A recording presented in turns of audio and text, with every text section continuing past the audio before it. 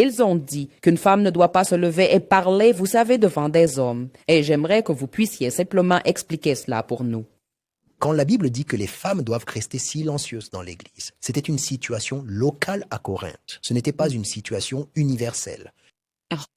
Parce que les femmes dans l'Église de Corinthe agissaient de manière inappropriée en ce qui concerne la soumission dans le mariage. Elles n'obéissaient pas à leur mari, elles agissaient à l'encontre. Alors Paul a dit, dans cette Église, les femmes doivent rester silencieuses. Si vous avez une question, demandez à vos maris à la maison. Il les renvoie à un lieu de soumission et de loyauté dans le mariage. Ce n'était pas universel. C'est une situation locale dans une église locale. Maintenant, dans la Bible, nous avons ce que nous appelons la loi de la première mention, la loi de la deuxième mention et la loi de la mention emphatique dans l'interprétation biblique.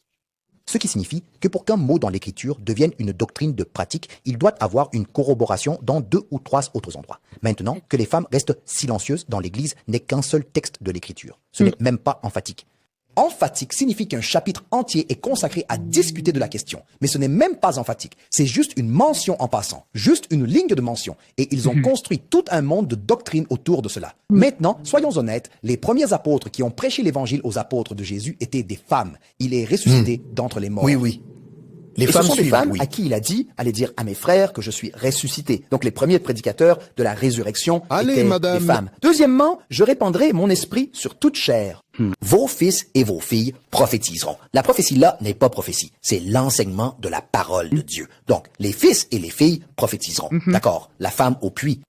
La femme au puits, Jésus l'a rencontrée. 5 maris, 5. Elle n'a pas renvoyé les maris. Elle ne s'est même pas excusée. Elle s'est levée et est allée à la ville et est devenue une évangéliste et a amené toute la ville à Jésus. Et Jésus ne l'a pas arrêtée. Il ne lui a pas dit « Va d'abord régler tes affaires avec tes maris ». Non, il l'a laissé faire parce que l'Esprit de Dieu l'a saisie à ce moment-là et le ministère est sorti d'elle. Regardez Aquila et Priscilla. Ils étaient à la tête d'une église. Regardez Phoebe dans Romains chapitre 16. Elle était une servante de l'Église, une enseignante de la parole de Dieu. Aka Junjunia dans la Bible était une prédicatrice de l'Évangile. Si quelqu'un dit que les femmes ne devraient pas prêcher l'Évangile, il est juste drôle, parce que ce n'est pas biblique. L'Esprit de Dieu sur une femme est le même Esprit de Dieu sur un homme. Il n'y a pas de Saint-Esprit féminin et de Saint-Esprit masculin. Il n'y a pas de langue féminine. C'est le Saint-Esprit, le même esprit. Et la Bible nous dit que Jésus nous a donné à tous un commandement, hommes et femmes. Allez dans le monde entier et prêchez l'évangile à toute créature. De plus, en Christ, il n'y a ni homme ni femme. Oh, vous êtes tous un en Christ. Amen.